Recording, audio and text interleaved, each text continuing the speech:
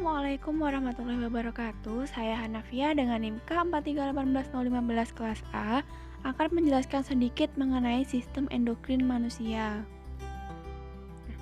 Sistem endokrin merupakan suatu sistem yang bekerja dengan perantara hormon yang dihasilkan oleh kelenjar endokrin.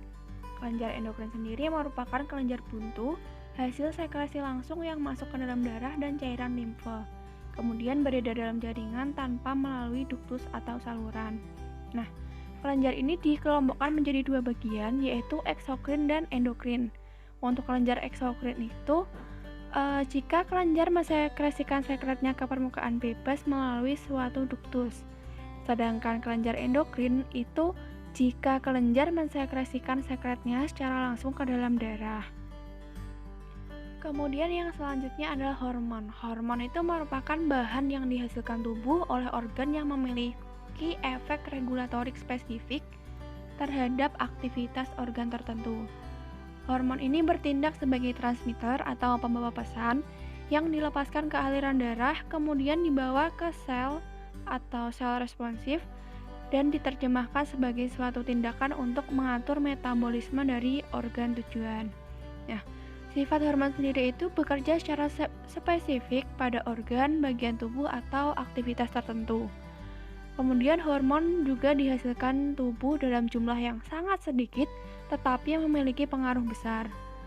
Hormon ini juga bekerja lambat atau tidak spontan seperti syaraf, kemudian dia juga tidak dihasilkan setiap waktu.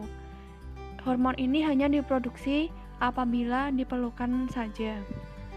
Nah, untuk bahan penyusun hormon itu ada dua bahan. Yang pertama itu bahan utamanya itu ada protein, peptida, rangkaian asam amino, kolesterol atau steroid. Kemudian untuk bahan tambahannya berupa karbohidrat dan asam sialat.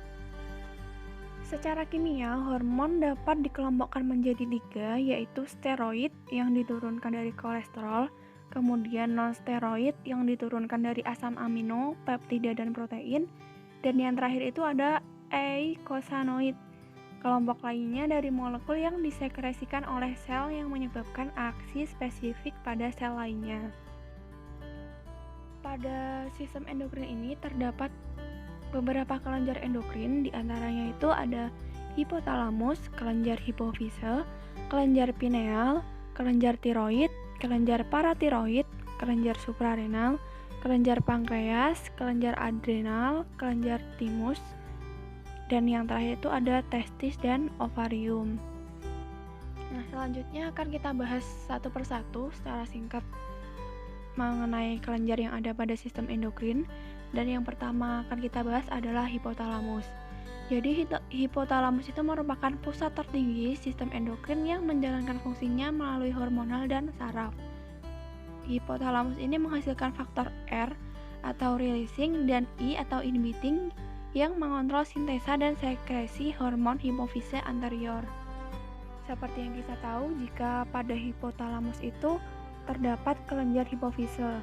Nah, kelenjar hipofise ini terdiri dari 3 lobus, yaitu lobus anterior, lobus posterior, dan lobus intermediate. Pada lobus anterior itu terdiri dari jaringan epitel kelenjar sehingga disebut juga adenohipofisis. Kemudian di sini juga membentuk hormon sendiri yang selanjutnya akan dibebaskan dalam darah. Hipofisis anterior juga mengeluarkan 6 hormon peptida utama, yaitu somatotropik, TSH, ACTH, LH, prolaktin atau PRL, dan MSH. Yang kedua itu ada lobus posterior. Di lobus posterior ini terdiri dari jaringan saraf sehingga disebut juga neurohipofisis. Secara fungsional dan anatomis, hipofisis posterior ini sebenarnya merupakan perpanjangan dari hipotalamus. Nah, hipofisis posterior ini tidak menghasilkan hormon apapun. Di sini hanya menyimpan dan setelah mendapat rangsangan yang sesuai akan mengeluarkan 2 hormon peptida kecil, yaitu vasopressin atau ADH dan oksitosin. Nah, yang terakhir itu ada lobus intermediate. Di sini itu terletak di antara lobus anterior dan posterior. Nah, pada lobus intermediate itu menghasilkan endorfin yang dapat mengendalikan reseptor rasa nyeri. Yang selanjutnya adalah kelenjar tiroid. Kelenjar tiroid ini mengelilingi trakea di sebelah ventral dari laring, dan setiap lobus dari kelenjar tiroid ini dipisahkan oleh sekat-sekat menjadi lobuli tiroid yang terdiri atas badan-badan bulat yang disebut dengan folikel tiroid.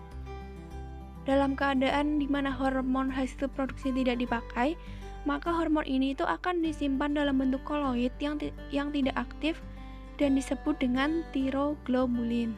Nah, kelenjar tiroid juga menghasilkan enzim proteolitik yang disebut dengan katepsin untuk mengubah tiroglobulin yang tadi itu menjadi hormon tiroksin yang aktif. Bila kadar iodium yang terdapat dalam tubuh kurang, maka yang dihasilkan itu bukan tiroksin, tetapi triiodotiroksin. Kemudian itu fungsi dari hormon tiroksin sendiri itu ada beberapa, diantaranya yang pertama mengatur derajat metabolisme supaya di atas minimum. Yang kedua mempunyai peranan dalam proses pertumbuhan dan diferensiasi. Ketiga mempengaruhi pertumbuhan mental kematangan seksual. Keempat mempengaruhi metabolisme glukosa dan protein. Dan yang kelima itu merangsang mengurangi jumlah asam-asam lemak, kolesterol, dan fosfolipid. Yang selanjutnya adalah kelenjar paratiroid. Jadi kelenjar paratiroid ini berjumlah 4 buah yang letaknya di belakang kelenjar tiroid. Nah, kelenjar paratiroid ini akan menghasilkan paratohormon atau PTH yang berfungsi untuk mengatur konsentrasi ion kalsium dalam cairan ekstraseluler dengan berbagai cara. Nah, diantaranya itu absorpsi kalsium dari usus, kemudian ekskresi kalsium oleh ginjal, dan pelepasan kalsium dari tulang. Hormon paratiroid meningkatkan kalsium darah dengan cara merangsang reabsorpsi kalsium di ginjal dan dengan cara penginduksian sel-sel tulang osteoklas untuk merubah matriks bermineral pada tulang sejati dan melepaskan kalsium ke dalam darah. Nah, jika kita kelebihan hormon ini akan berakibat kadar kalsium dalam darah meningkat. Hal ini akan mengakibatkan terjadinya endapan kapur pada ginjal. Sedangkan jika kekurangan hormon PTH menyebabkan kekejangan yang disebut dengan tetanus. Kalsitosin mempunyai fungsi yang berlawanan dengan PTH, yaitu berfungsi menurunkan kalsium darah. Kemudian adalah kelenjar adrenal. Kelenjar ini terletak di kutub atas ginjal sehingga disebut juga dengan kelenjar suprarenal. Dan kelenjar ini itu terbagi menjadi 2 lapisan, yaitu lapisan medula adrenal dan lapisan korteks adrenal. Nah, untuk yang lapisan korteks adrenal itu dibagi menjadi 3 bagian. Yang pertama ada zona glomerulosa atau lapisan luar. Di sini itu menghasilkan aldosteron yang berfungsi meningkatkan ekskresi ion kalium di ginjal, meningkatkan retensi natrium di kelenjar keringat dan saluran pencernaan. Kemudian yang kedua ada zona vasikulat atau lapisan tengah. Di sini menghasilkan kortikosteroid yang berfungsi meningkatkan kegiatan metabolisme, meningkatkan ambang neuron SSP, meningkatkan sekresi asam lambung, menurunkan daya tahan tubuh terhadap infeksi, dan menghambat pelepasan histamin dalam reaksi alergi. Dan yang ketiga ada zona retikularis. Di sini menghasilkan androgen, namun tidak mempunyai efek maskulinasi yang berarti dan estrogen, dan ini juga tidak mempunyai efek feminisasi yang berarti. Kemudian ada medula adrenal. Medula adrenal ini berfungsi sebagai bagian dari sistem saraf otonom dan menghasilkan hormon epinefrin dan norepinefrin. Dan ini itu dapat juga melepaskan adrenalin dan non-adrenalin. Fungsi dari medula adrenal sendiri itu diantaranya yang pertama meningkatkan denyut jantung, yang kedua menambah tekanan darah, yang ketiga mempercepat pernafasan, dan yang keempat meningkatkan produksi gula darah di hati. Selain itu, pada kelenjar adrenal itu menghasilkan beberapa hormon, diantaranya MSH, FSH, LH, dan prolaktin. Dan selanjutnya adalah kelenjar pankreas.